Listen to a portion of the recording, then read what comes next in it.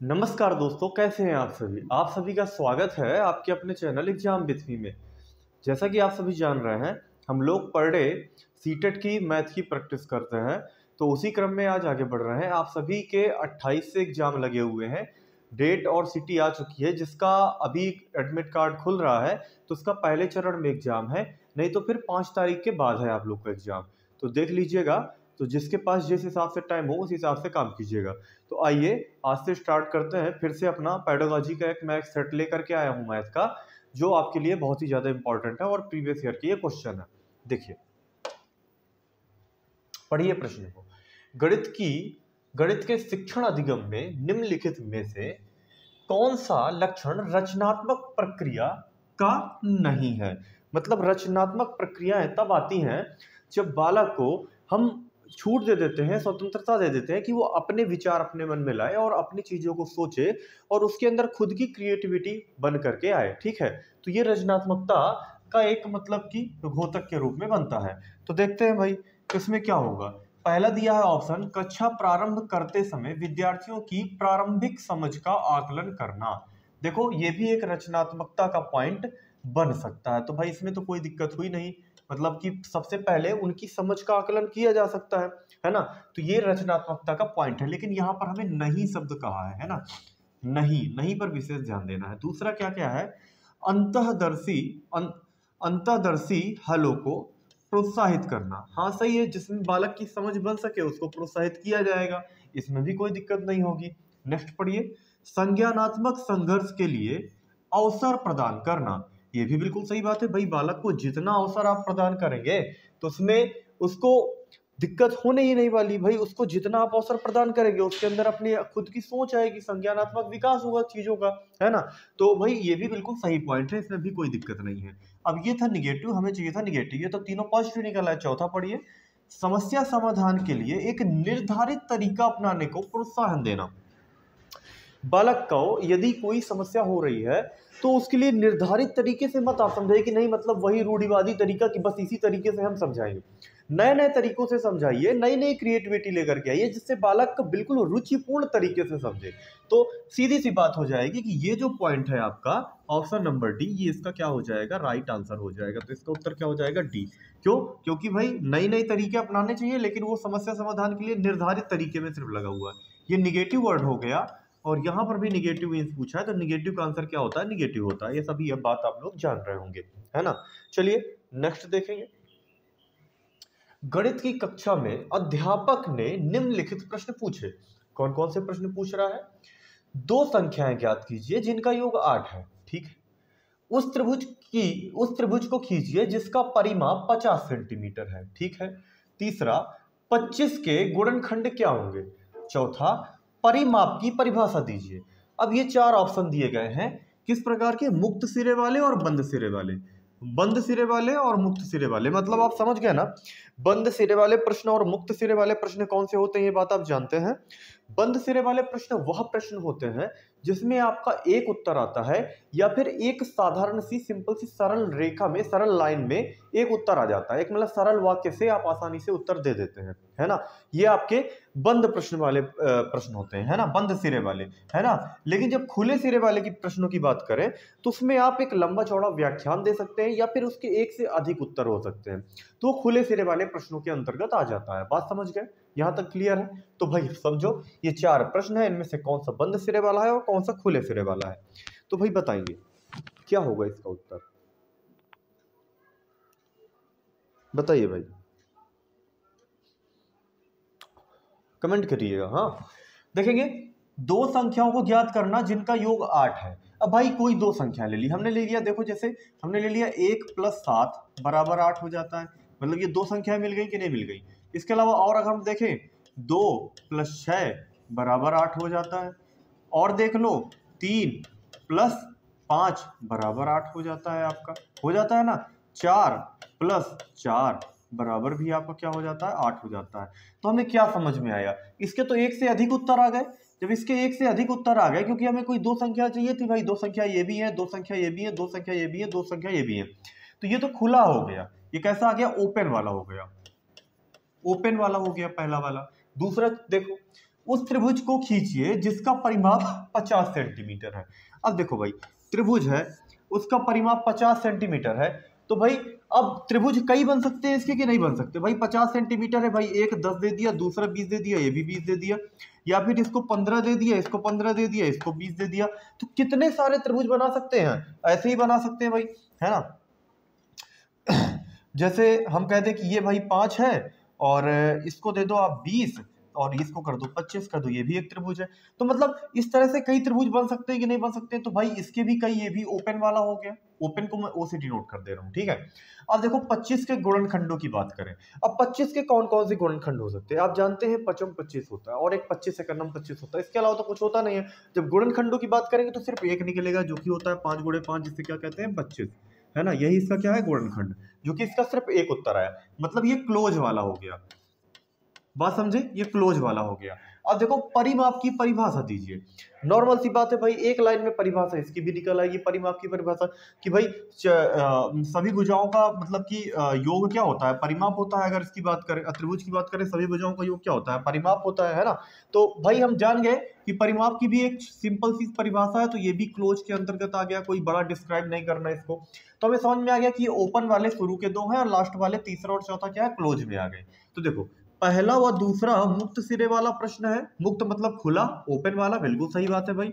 और तीसरा और चौथा बंद सिरे वाला है, तो आपका ऑप्शन नंबर ए क्या हो जाएगा, राइट आंसर हो जाएगा। तो ये आपका क्या हो जाएगा, ए ऑप्शन आपका सही हो जाएगा। तो इसमें मान लीजिएगा ठीक। बोलिए भाई समझ में आया या नहीं समझ में आया? मुझे नहीं लगता कि किसी को दिक्कत हुई होगी। चलिए नेक्स्ट प्रश्न पढ़िए और इसका उत्तर दीजिए कमेंट बॉक्स में। भाई ये जो प्रश्न है ना, मोस्ट इंपॉर्टेंट प्रश्न है आपके पेडागोजी के, और ये निश्चित ही आपके एग्जाम में इस तरह के देखने को मिल जाएंगे, देखिएगा।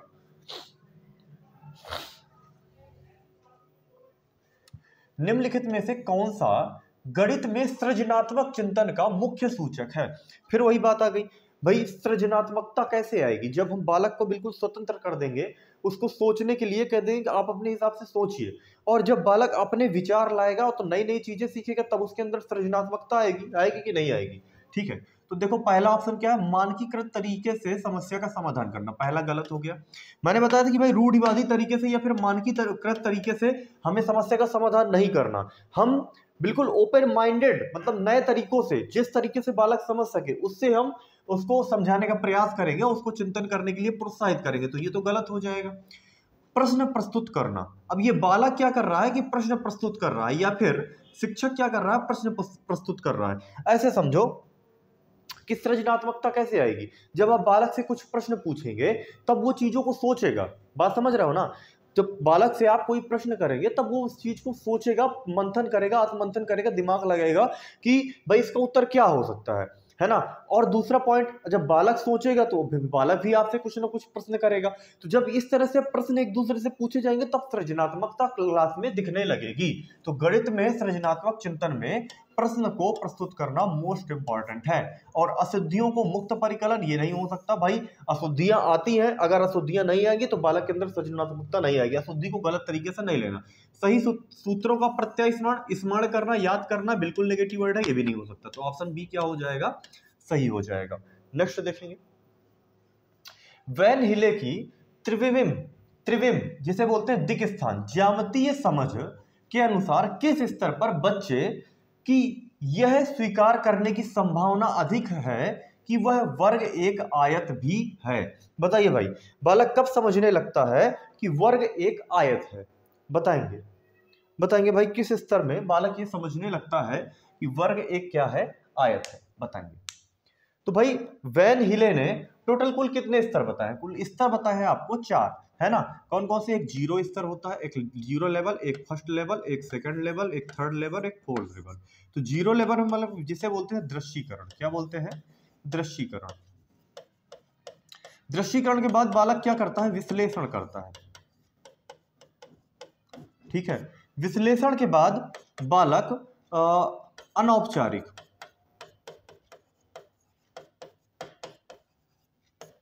अनौपचारिक निगमन करता है, जिसे हम बोलते हैं संबंध भी बनाना कहते हैं।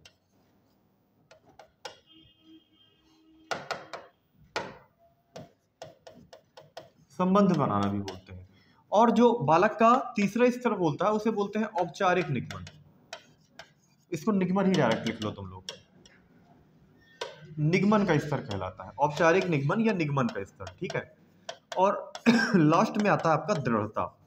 क्या आता है? दृढ़ता आती है। तो भाई देखो, सबसे पहले दृश्यीकरण, बालक यहाँ पर सिर्फ चीजों को देखता है कि भाई ये बॉल है, ये किताब है, किताब ऐसी होती है, बॉल ऐसी होती है, लेकिन अभी खास उसमें सिर्फ देखता है और ज्यादा दिमाग नहीं लगा पाता ये कि ये बॉल है, ये किताब है, ठीक है। अब फिर आ जाता है विश्लेषण। विश्लेषण में बालक समझने लगता है कि बॉल कैसी होती है, गोल होती है, और यह चौकोर होता है, ठीक बात समझ गया, किताब चौकोर, मोबाइल या किताब कैसा होता है, चौकोर होता है।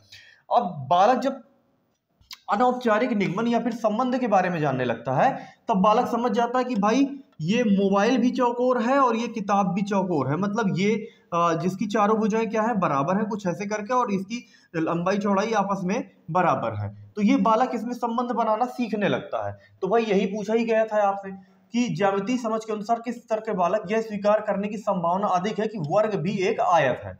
कब समझेंगे? जब वो संबंध बनाना सीख जाएंगे। तो इसका उत्तर क्या हो जाएगा? डी। बोलो, समझ में आया या नहीं समझ में आया? मैं समझा पा रहा हूं आप लोग को कि नहीं समझा पा रहा हूं?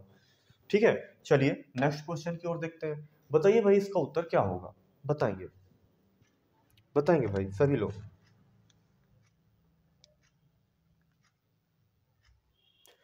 बताइए। निम्नलिखित में से किसको पूर्ण संख्याओं के योग का तत्समक के रूप में उल्लेखित किया जाता है? पूर्ण संख्या जानते हो? पूर्ण संख्या होती है आपकी 1 2 3 4 5, इस तरह से पूर्ण संख्या होती है, -1 -2 -3 -4। जो इनका योग तत्समक होता है ना, वो इन सब के मध्य की संख्या होती है। वो मध्य की संख्या क्या होती है? शून्य। तो इसका उत्तर क्या हो जाएगा? शून्य हो जाएगा। बोलो भाई, समझ में आया? समझ में आया ना? चलिए नेक्स्ट आगे देखो, लगाओ भाई प्रश्न, समझो क्या कह रहा है, पढ़ेंगे भाई सभी। निम्नलिखित में से कौन सा कथन उचित है? अवलोकन और संबंधों को पहचानने से प्राथमिक कक्षा के विद्यार्थियों द्वारा गणितीय ज्ञान का सृजन किया जा सकता है। ऑप्शन नंबर 1 आपका क्या कहता है कि अवलोकन और संबंधों को पहचानने से प्राथमिक कक्षा में बालकों के गणितीय ज्ञान का सृजन किया जा सकता है, ठीक है, उसका निर्माण किया जा सकता है। दूसरा पॉइंट, गणित का अधिगम एक सामाजिक प्रक्रिया है। मतलब गणित का कहते हैं कि समाज में भी बहुत ज्यादा प्रयोग हो जाता है। जैसे हम सामान लेने जाते हैं तो समाज में प्रयोग होता है या नहीं होता, अब आप अपने हिसाब से सोचिएगा, ठीक है। जिसमें संवाद और वार्ता सम्मिलित है। सही बात है भाई, सोचना ही क्या है, नॉर्मल सी बात है, मैं तुम्हें बता दे रहा हूँ भाई। हम जाते हैं कोई सामान खरीदने तो फिर दुकानदार से कोई ना कोई बात करते हैं ना गणित से रिलेटेड कि भाई आपने इतने रुपए की चीज दी तो इतने रुपए आप वापस कीजिए। तो मतलब समाज में तो इसका उपयोग है ही। ये पहला पॉइंट भी सही है, दूसरा पॉइंट भी सही है।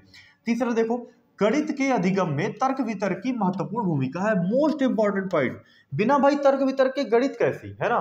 गणित अगर किसी को आ रही है तो उसके अंदर तर्क वितर्क करने की क्षमता भी अपने आप आने लगती है। अगला पॉइंट, कक्षा में गणितीय समझ के सृजन में संस्कृत की कोई भूमिका नहीं होती। संस्कृत नहीं, संस्कृति, समाज की कोई भूमिका नहीं होती। ये पॉइंट हो गया आपका गलत। समाज की भूमिका बहुत ही ज्यादा महत्वपूर्ण है। तो भाई आपका उत्तर क्या हो जाएगा? पहला, दूसरा और तीसरा है कहीं? पहला, ये तो गलत है भाई, पहला, दूसरा, तीसरा, ऑप्शन सी क्या हो जाएगा? आपका आंसर हो जाएगा। तो नोट कर लीजिए, सी आपका क्या हो जाएगा? उत्तर हो जाएगा। बोले भाई समझ आ रहा है ना? चलिए नेक्स्ट पॉइंट पढ़िए और लगाइए इस सवाल को और बताइए, बताएंगे भाई।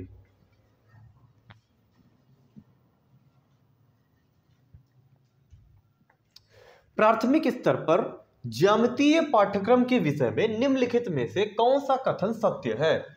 ज्यामिति को दो आयाम आकृति जैसे कि वृत्त, वर्ग, त्रिभुज आदि की पहचान तक ही सीमित रखना चाहिए। ये जो सीमित वर्ड है ना, ये आपका खेल कर गया। ये जो सीमित है ये निगेटिव वर्ड है, तो ये तो ऑप्शन पहले से ही गलत हो गया। अगर मैं इसको सिर्फ समझाने की बात करूं तो देखो मैं क्या कहना चाह रहा हूं कि भाई प्राथमिक स्तर पर बालक है तो क्या तुम उसको सिर्फ वर्ग और आयत ही बताओगे? मतलब वर्ग और आयत ही बताओगे और कुछ नहीं बता सकते हो? मतलब जब आप क्षेत्रफल निकलाएंगे बालक से तो फिर बालक कहेगा कि सर ये कमरा, ये क्लास भी तो है, इसमें हाइट भी तो है, ये कहाँ जाएगी सर?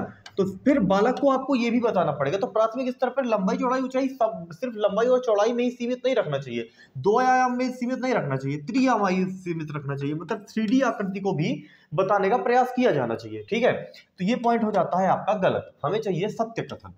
उपर्युक्त परिभाषाओं का परिचय देना चाहिए को विकसित किया जाना चाहिए, मतलब परिभाषाओं को उसने परिचय देने की बात कही है ना। और तीसरा पॉइंट आपसे क्या कहा है, तीसरा पॉइंट आपसे कहा है दिक् स्थान की अंतर्दर्शी समझ, मतलब दिक् स्थान की अंतःदर्शी समझ, मतलब किसी आकृति की विशेष तौर पर समझ विकसित करना बालक के अंदर कि भाई यह किस प्रकार की आकृति है, कैसी आकृति है। तो भाई ये तो बिल्कुल सही हो जाएगा, इसमें कोई दिक्कत नहीं है। और आपका ये पॉइंट भी बिल्कुल हो जाएगा सही, क्योंकि उपर्युक्त परिभाषाओं का परिचय देना और सही है, उसकी समझ को विकसित करना। यहां पर था समझ, क्या था, समझ को विकसित किया जाना चाहिए, मतलब परिभाषाएं देने के साथ साथ उनको विकसित भी किया जाना चाहिए, उनकी समझ को। प्राथमिक स्तर के बालकों के लिए ज्यामितीय पाठ्यक्रम कुछ इस प्रकार का होना चाहिए। तो आपका दूसरा और तीसरा क्या हो जाता है, सही हो जाता है। नेक्स्ट बढ़ते हैं भाई, बताएंगे सड़क विक्रेताओं और दुकानदारों द्वारा प्रयोग में लाए जाने वाले गणितीय कौशल और सामर्थ्य के संबंध में निम्नलिखित में से कौन सा कथन सत्य है। भाई देखो, दुकानदारों में प्रयोग में लाए जाने वाले गणितीय कौशल के सामर्थ्य के संबंध में कौन सा कथन सत्य है, ऐसा प्रश्न ने बोला है। कक्षा में गणितीय प्रश्नों को हल करने के लिए यह लाभदायक नहीं है। भाई आप किसी दुकानदार के पास जाते हैं, है ना, और उससे कोई सामान मांगते हैं भाई, फिर इसके बाद उसको कुछ मूल्य देते हैं और फिर वो आपको कुछ रुपए वापस करता है, तो इससे भी आपकी गणितीय समझ विकसित होती है। तो कह रहा है कि ये गणितीय प्रश्नों को हल करने के लिए ये लाभदायक नहीं है, तो ये तो बिल्कुल गलत हो गया, नॉर्मल सी बात है, आप समझ गए होंगे, है ना।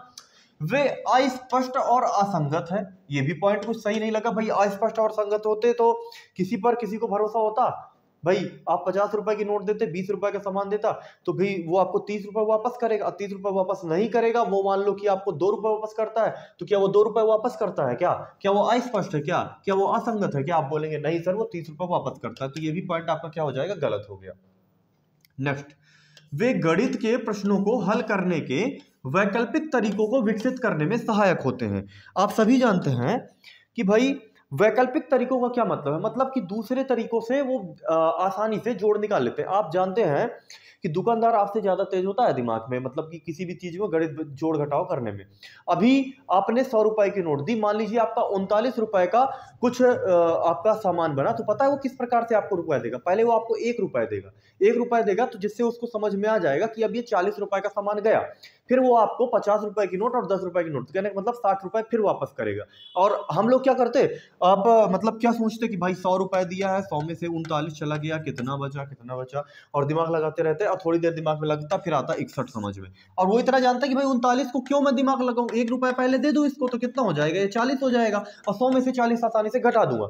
मतलब उसने एक नए तरीके से, मतलब कि वैकल्पिक तरीकों से उसने प्रयोग को विकसित कर लिया। तो बात समझ गए होगे मेरे कि भाई ये क्या करता है, सहायता करता है इससे। तो भाई इसका तीसरा क्या हो जाएगा ऑप्शन सही, केवल डी।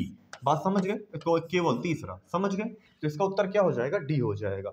चलो नेक्स्ट देखो, विद्यार्थियों को गणित संक्रियाओं पर आधारित समस्या का समाधान करना सिखाने के लिए निम्नलिखित में से कौन सा कथन संतोषजनक नहीं है। अब बताइए भाई, कौन सा कथन संतोषजनक नहीं शब्द का प्रयोग किया गया है, मतलब निगेटिव मीन्स चाहिए हमको, बताएंगे भाई, बताएंगे। विद्यार्थियों, ये लिखा है चुनी गई समस्या विकसित होनी चाहिए। भाई ये संतोषजनक नहीं है, क्या विकसित होनी चाहिए ना, सॉरी वास्तविक होनी चाहिए। भाई चुनी गई समस्या वास्तविक होनी चाहिए, तो भाई ये तो पॉइंट सही लगा, इसमें तो कोई दिक्कत नहीं है। छोटी संख्याओं वाले सरल उदाहरणों को पहले लेना चाहिए, ये भी पॉइंट बिल्कुल सही है भाई। छोटी पहले हम सरल तरीके से समझाएंगे, फिर थोड़ा सा कठिन तरीके से समझाएंगे, तो भाई ये वो आगमन विधि है ना, समझ रहे हो ना, सरल से कठिन की ओर, है ना। अब आगे देखो, विद्यार्थियों को कलन विधि, है ना, के चरण समझाने के लिए मूर्त सामग्री की सहायता ली जा सकती है। अब भाई मूर्त से अमूर्त की ओर गणित को आगमन तरीके से बहुत अच्छी तरीके से आगमन विधि से समझाया जाता है। तो भाई मूर्त सामग्री की सहायता से समझाना तो और ही अच्छी चीज हो गई, ऊपर से प्राथमिक स्तर के विद्यार्थियों की बात करते हैं, है ना, तो मूर्त तरीके से समझाना बहुत ही अच्छी बात हो गई, तो इसमें तो कोई दिक्कत नहीं है भाई, ये भी पॉइंट सही है। आगे देखो, प्रश्नों को हल करने के लिए केवल एक विशेष प्रकार की प्रणाली पर महत्व दिया ना जाना चाहिए, बस फिर वही हो गई बात गलत। भाई एक विशेष प्रणाली पर क्यों बल दो ना, तुम नए नए तरीके बताओ, सृजनात्मकता लाओ अपने अन्न में, तो भाई ये तो बिल्कुल गलत हो गया ना। तो भाई हमें क्या समझ में आया, हमें ये समझ में आया कि भाई एक ही किसी एक विशेष प्रणाली पर महत्व नहीं दिया जा सकता है, मतलब उसको नई नई चीजों को समझाने पर बल देना चाहिए। ठीक है, तो नेक्स्ट क्वेश्चन की ओर आगे बढ़े, बताएंगे भाई ये प्रश्न सॉल्व कीजिए, ये 2 से 3 बार पूछा गया है आपके एग्जाम में और अच्छे नहीं कर पाते इसे, है कुछ नहीं इसमें, बताएंगे। निम्नलिखित कथनों में से किसमें संख्या 4 का प्रयोग गणन संख्या भाव में, गणन संख्या भाव में किया गया है? गणन संख्या भाव का अर्थ मैं आज आपको समझा दूंगा, ठीक है, कभी फिर गलत नहीं होने वाला, विश्वास रखिए। देखिए आप देखेंगे, आप सबसे पहले इसको एक लॉजिकल तरीके से भी कर सकते थे, आप इन चारों में से बस ये देख लेना कि इनमें से अलग कौन सा दिख रहा है। इस इमारत की 4थी मंजिल पर मेरा कार्यालय है, एक पॉइंट ये बना। दूसरा, प्रतियोगिता में मेरा पुत्र 4थे स्थान पर है, दूसरा पॉइंट ये बना, मतलब 4 की ही बात कर रही है ना, संख्या 4 की। इस पुस्तक का 4था अध्याय बहुत रुचिकर है ना। इस समारोह में 4 टीमों ने भाग लिया। तो अब हमें चाहिए गणन संख्या भाव, मतलब जिसमें गणना हो रही हो, क्या बात समझे, गणन संख्या भाव जिसमें गणना या फिर गिनती हो रही हो। अब भाई बताओ, 4थी मंजिल में कोई गिनती हो रही है, पर्टिकुलर 4थी मंजिल की बात की गई है, 4थी मंजिल, बात समझ गए, पर्टिकुलर सिर्फ 4थी मंजिल की बात की गई है, यहां पर कोई गणना का भाव नहीं है, मतलब ये पहली मंजिल, दूसरी मंजिल, तीसरी मंजिल, चौथी मंजिल, ये इस प्रकार से नहीं गणना करना, उसने डायरेक्ट बता दिया कि भाई 4थी मंजिल में है ना, तो कोई गणना करनी पड़ी नहीं करनी पड़ी। दूसरा देखो, मेरे 4थे स्थान पर है, 4था स्थान, उसने ही बोल दिया 4थे स्थान पर, इसमें भी कोई गणना करनी पड़ी 1 2 3 से, नहीं करनी पड़ी ना, तो ये भी क्या हो जाएगा, ये भी आपका हो जाएगा नॉर्मल, ये गणन संख्या भाव इसमें भी नहीं दर्शाएगा। इस पुस्तक का 4था अध्याय, फिर से पर्टिकुलर 4थे पार्ट की बात कर दी गई, जब फिर से 4थे पार्ट की बात कर दी गई तो भाई इसमें भी कोई गणन भाव आया नहीं आया, पर्टिकुलर आपने बता दिया भाई 4थे नंबर पे है। अब यहां देखो, इस समारोह में 4 टीमों ने भाग लिया, ना कि 4थी टीम ने भाग लिया, बात समझे, ना कि 4थी टीम ने भाग लिया, 4 टीमों ने। तो आदमी सोचेगा पहला प्लस दूसरा प्लस तीसरा प्लस चौथा, मतलब 4 टीमें हैं यहां पर, बात समझे कि नहीं समझे, अब समझ में आया गणन भाव का मतलब क्या हो जाएगा। तो बस नॉर्मल सा बात है कि इसका आंसर आपका ये है और आपको ज्यादा दिमाग लगाने की कोई जरूरत नहीं है सर, समझ गए। चलो नेक्स्ट क्वेश्चन लगाओ भाई। शुद्ध कथन को पहचानिए, एक संख्या के दूसरी से गुणा करने पर उसका मान सदैव बढ़ जाता है। बहुत ही अच्छा पॉइंट है, मैं समझा करके बताऊंगा, बताइए सही है कि नहीं, एक संख्या को दूसरी से गुणा करने पर सदैव उसका मान बढ़ जाता है कि नहीं बढ़ जाता है, बताओ। एक संख्या को दूसरी संख्या से विभाजित करने पर उसका मान सदैव कम हो जाता है, बताओ, सदैव कम होता है कि नहीं होता, बताओ। एक संख्या को 10 से गुणा करने पर उस सदैव उसकी इकाई के स्थान पर शून्य आता है, बताओ आता है कि नहीं आता है। गुणनफल भागफल का प्रतिलोम है, मतलब विपरीत है, बताओ ये सही है कि नहीं है। तो ये तो बिल्कुल सही है भाई, गुणनफल हमेशा भागफल का क्या है, प्रतिलोम होता है, मतलब उसका विपरीत होता है, विपरीतार्थी होता है, तो ये पॉइंट तो बिल्कुल सही हो गया। अब इधर बस इनको समझना है, एक संख्या को दूसरी संख्या से गुणा करने पर सदैव उसका मान बढ़ जाता है, मैं कह दूंगा 3 गुणे 4, तो 4 से कितना हो जाएगा 12, क्या मान बढ़ा, आप बोलेंगे हाँ बढ़ा, लेकिन क्या मैं कह दूं 3 गुणे 1, अब बताओ क्या उसका मान बढ़ा, आप बोलेंगे नहीं बढ़ा सर, ये तो वही रह गया, तो मतलब पहला पॉइंट क्या हो जाएगा आपका गलत, बात समझ गए। दूसरा देखो, एक संख्या को दूसरी संख्या से विभाजित करने पर उसका मान सदैव कम हो जाता है। आप कहेंगे सर 25 को हमने 5 से डिवाइड कर दिया, तो जब डिवाइड करके देखा तो 25 निकल के कितना आ गया, 5 बन गया, तो ये कम हो गया। आप सही बोल रहे हैं कि हाँ विभाजित करने पर सदैव मान क्या होता है, कम होता है, लेकिन मैं क्या कहूं कि भाई ये है आपका 5, तो ना ये थोड़ा सा अच्छा सा नॉर्मल सा ले लेते हैं, जैसे मैंने लिया 10 और 10 को मैं 0.5 से विभाजित करूं, जब मैंने 0.5 से विभाजित किया तो दशमलव हटाया, 0 बढ़ाया, तो यहाँ पर कितना निकल के आ गया 20। मतलब जो संख्या 10 थी, 10 से कितनी हो गई 20, तो ये तो बढ़ गया। मतलब भाग करने पर क्या हमेशा घटता है क्या? नहीं सर, बढ़ भी सकता है। तो ये भी पॉइंट क्या हो गया, गलत। समझ रहे होगे मेरी बात को, पूरा प्रूफ दे रहा हूं तुमको। एक संख्या को 10 से गुणा करने पर सदैव उसकी इकाई के स्थान पर शून्य होता है। मैं कह दूं कि 25 गुणे 10, इकाई के अंक में क्या आया 250, भाई इकाई के अंक में शून्य आया। मैं कह दूंगा 110 गुणे 5, भाई इकाई के अंक में शून्य है, तो मतलब 5500, ये भी शून्य आ गया। मतलब 10 से गुणा करने पर, माफ कीजिएगा यहाँ पर कर देना चाहिए था मुझे, 10 से गुणा नहीं किया मैंने, इसको छोड़ दो।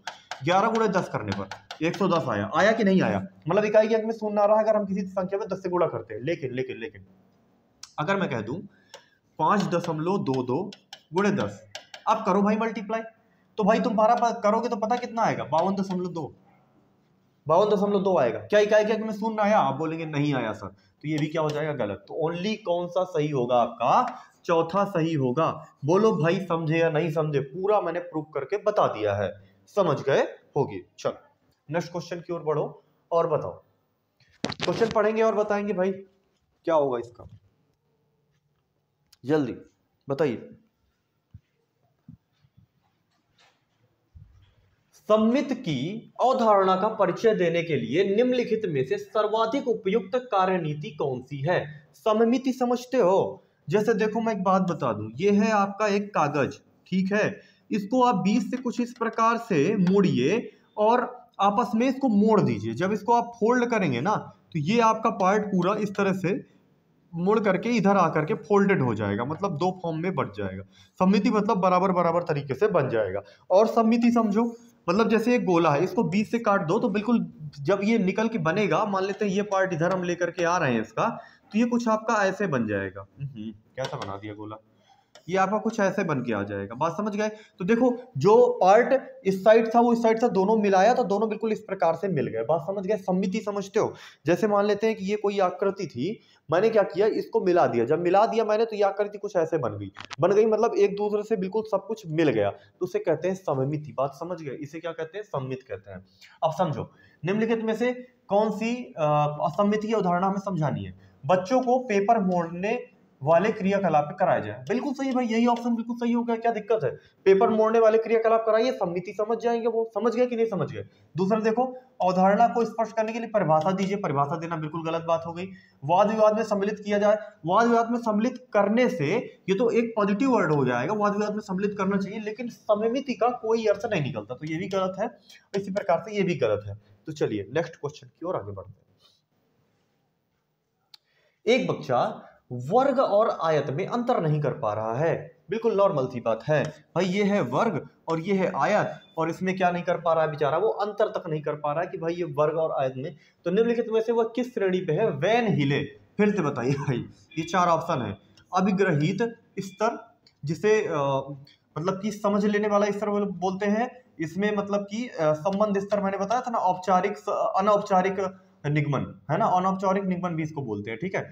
विश्लेषण स्तर, ये आपका पहला लेवल में आ जाएगा, मतलब पहले 0 लेवल होता है फिर पहला लेवल होता है, तो विश्लेषण पहले में आ जाएगा।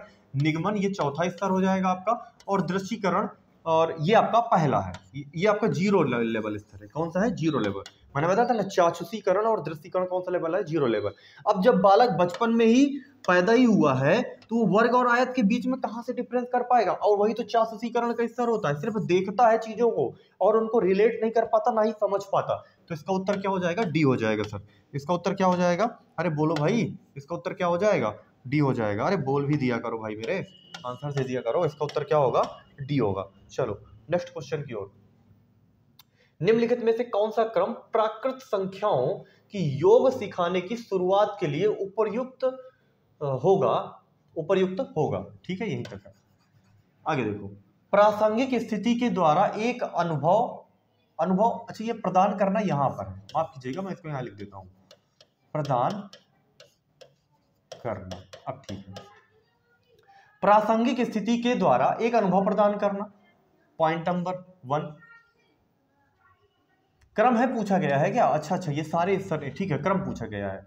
स्थितियों को चिन्हों से प्रदर्शित करना, दूसरा पॉइंट। तीसरा है स्थितियों को मौखिक रूप से समझाना। चौथा पॉइंट, चित्रों के माध्यम से स्थितियों को निरूपण करना, है ना। अब भाई देखो, हमें क्या करना है कि हमें प्राकृत संख्याओं का योग सिखाना है। जब हमें योग सिखाना है तो सबसे पहले प्रासंगिक स्थिति के द्वारा एक अनुभव प्रदान करो उसको, मतलब एक कहानी बताओ उसको, एक तरीके से जो उसके जीवनों से संबंधित हो बालक के, तो है ना, उसको प्रासंगिक स्थितियों से सबसे पहले एक अनुभव प्रदान करो। तो सबसे पहले क्या हो जाएगा, पहला सबसे पहले हमें क्या करना है, प्रासंगिक स्थिति के द्वारा अनुभव प्रदान करेंगे बालक को। अब इसके बाद जब उसको अनुभव प्रदान करेंगे, मान लो कोई कहानी बताई हमने, कहानी में हमने बताया कि एक दुकानदार था, हमने उससे कुछ रुपए वगैरह लिए, मतलब लेन देन की बात कही, तो उसमें फिर हमें उसको जोड़ने की बात कही गई, मतलब कि कहीं से उसको कुछ रुपए, मान लीजिए 5 रुपए की उसने बिस्किट खरीदी, 1 रुपए की टॉफी खरीदी, तो उसको भी जोड़ा उसने आपस में, मतलब हमें क्या करना है, जोड़ना। तो जब जोड़ना है तो उसके लिए चिन्ह दिखाने पड़ेंगे। तो चिन्ह क्या बनाना पड़ेगा, चिन्ह प्लस माइनस क्या होता है, ये सब भाग वगैरह के बारे में बताना पड़ेगा। तो जब चिन्ह बनाना पड़ेगा तो दूसरी स्थिति में क्या हो जाएगा, चिन्हों का प्रदर्शन, बिल्कुल। इसके बाद क्या हो जाएगा, इसके बाद आएगा दूसरा स्तर, ठीक है। अब इसके बाद देखते हैं, इसके बाद आएगा चित्रों के माध्यम से स्थितियों का निरूपण दिया हुआ है और स्थितियों का मौखिक रूप से समझाना।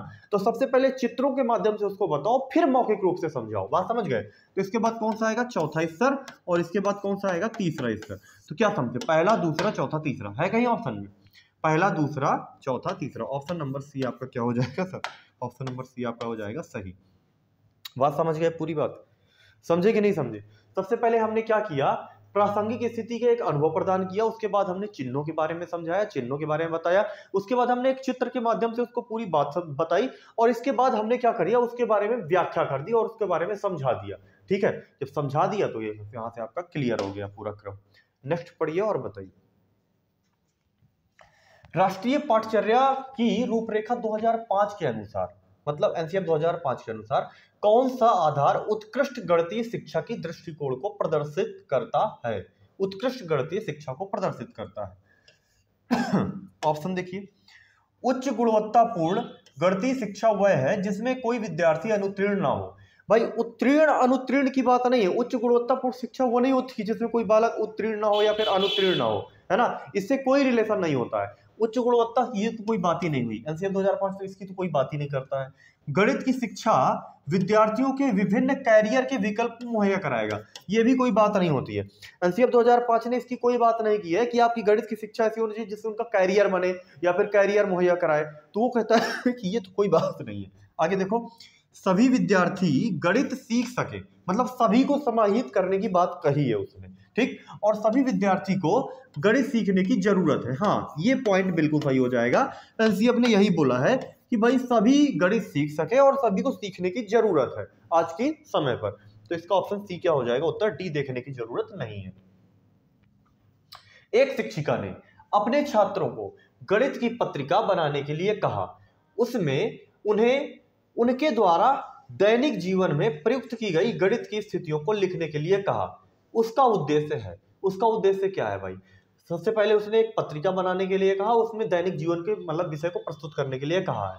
अब देखो, आने वाले निरीक्षण के लिए कक्षा का तैयार करना, ये तो भाई कोई बात ही नहीं हुई, ये तो बिल्कुल गलत बात हो गई भाई। आने वाले निरीक्षणों को लेकर के तैयार थोड़ा ना कराना है, इनका ये उद्देश्य थोड़ा ना है। उनका उद्देश्य है कि बालक गणित को अच्छी प्रकार से समझे, है ना, और उसको आत्मसात करे। परिकलनीय कौशल को बेहतर बनाने में छात्रों की सहायता करना, ये कुछ पॉइंट बन सकता है, इसमें कोई दिक्कत नहीं है। अगला देखो, छात्रों की सहायता करना कि वे कक्षा के गणित का शहरी दुनिया में प्रयुक्त होने वाले गणित के संबंध स्थापित कर सके। सबसे अच्छा पॉइंट यही बन रहा है भाई कि भाई उसको आधुनिक दुनिया से जोड़ो, उसको उसकी खुद की जीवन से जोड़ो किसी प्रकार से गणित को, है ना। तो सबसे बढ़िया पॉइंट यही, अध्यापिका यही प्रयास कर रही है कि बालक अपने दैनिक जीवन से गणित को जोड़े और उसको समाहित करे। नेक्स्ट क्वेश्चन पढ़िए, गणित केवल अंक गणित नहीं है, निम्नलिखित में से कौन सा कथन दिए गए संदर्भ में सबसे उपयुक्त है, मतलब उपयुक्त है, ठीक है। तो भाई बताओ कौन सा उपयुक्त है।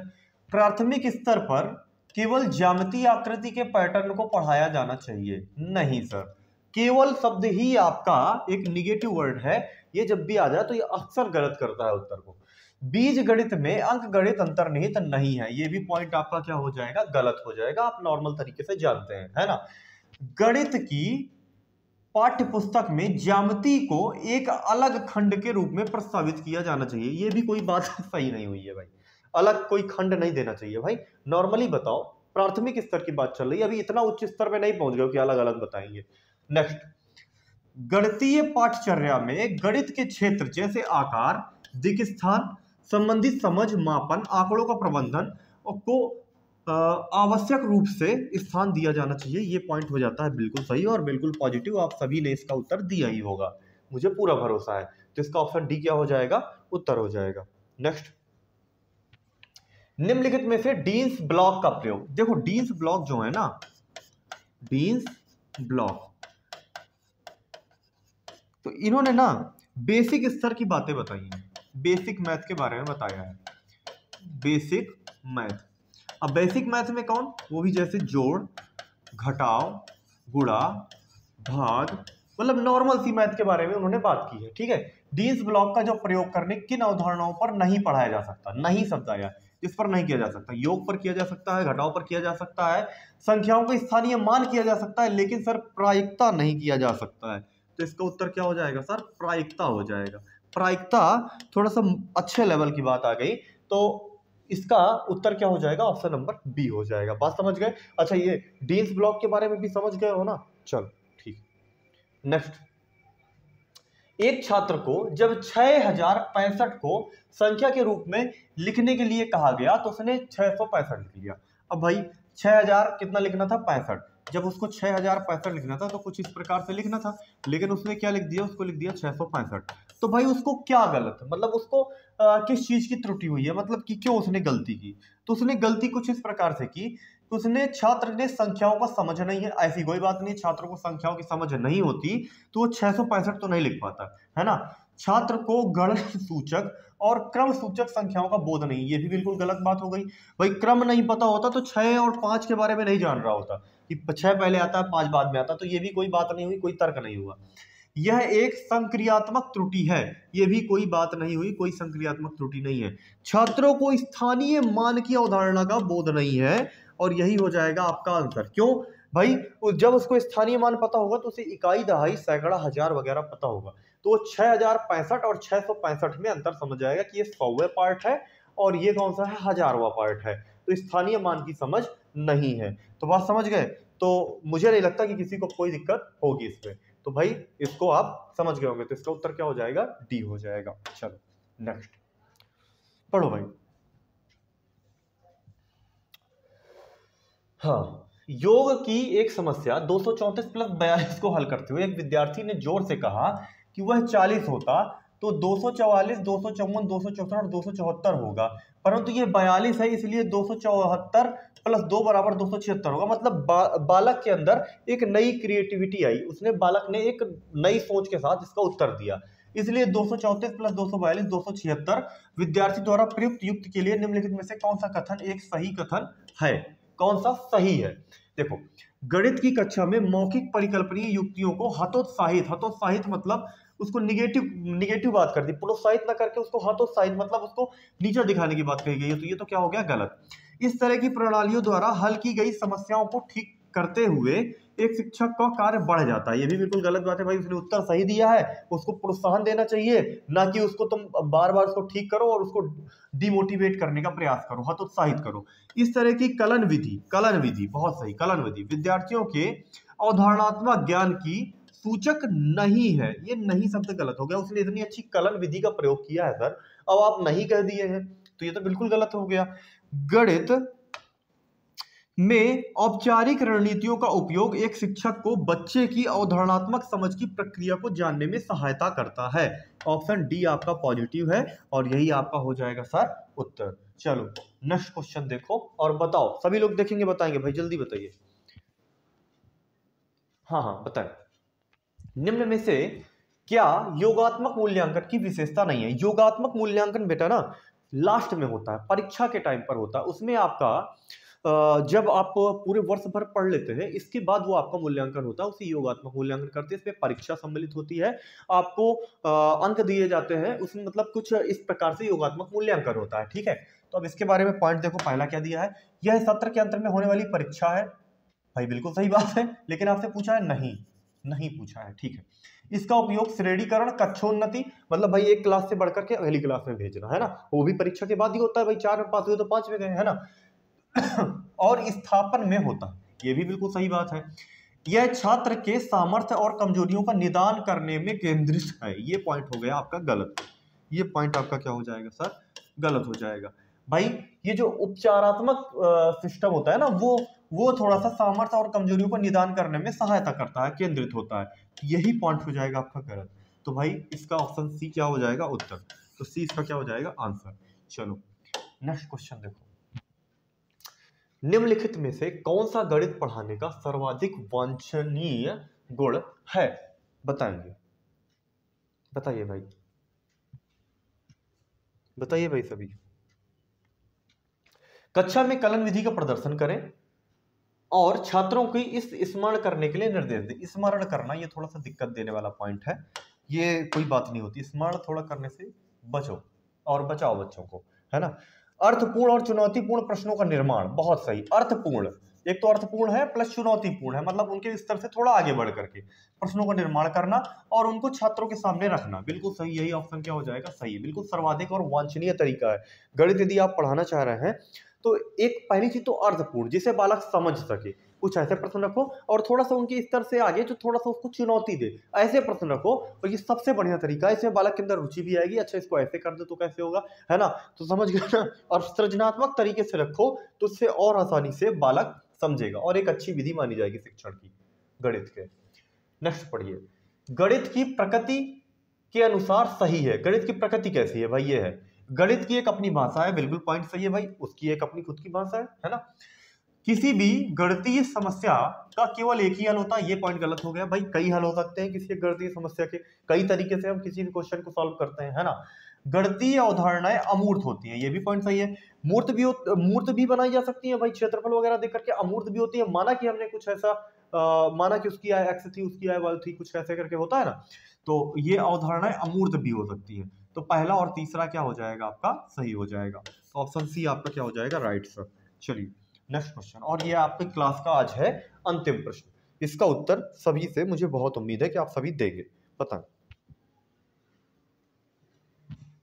दृश्यीकरण और प्रदर्शन, मतलब दिखाना बालक को प्राथमिक स्तर पर शिक्षण में सुनिश्चित की जाने वाली महत्वपूर्ण प्रक्रिया है, प्राथमिक स्तर के बालकों को दिखाया जाना, ठीक है। क्योंकि उच्च स्तर उच्च गणित में बीज गणित और ज्यामिति को पढ़ाने के लिए यह नियतार्थ है, ठीक बात है भाई, ये बात मानेंगे। प्राथमिक स्तर पर केवल यही कौशल सिखाए जाने चाहिए, ये केवल शब्द तो बेकार कर देता है पूरी बात को, केवल होना ही नहीं चाहिए। गणित में अधिकम के मूल्यांकन का यही एकमात्र, ये भी बात गलत हो गई, केवल का एकमात्र दोनों एक दूसरे के सिनोनिम्स हो गए। ये शिक्षक के काम को आसान बनाते हैं भाई, शिक्षक के काम को आसान नहीं बनाना है ना, हमें बालक को किस प्रकार से विकास हो, भविष्य में किस प्रकार से वो आगे बढ़े, इसका देखना है।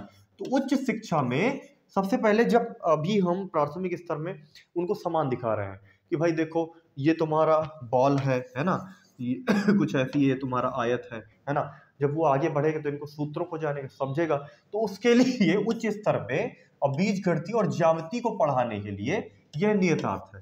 ये पॉइंट बिल्कुल क्या है सही सर। तो बताइए भाई आज की क्लास आप सभी को समझ में आई कि नहीं समझ में आई, समझ में आई होगी, होप करता हूं मैं कि आप इसी प्रकार से हमारे साथ जुड़े रहिए, वीडियो को लाइक कीजिए, चैनल को सब्सक्राइब कीजिए। सभी लोगों को बहुत बहुत धन्यवाद, जय हिंद, जय भारत।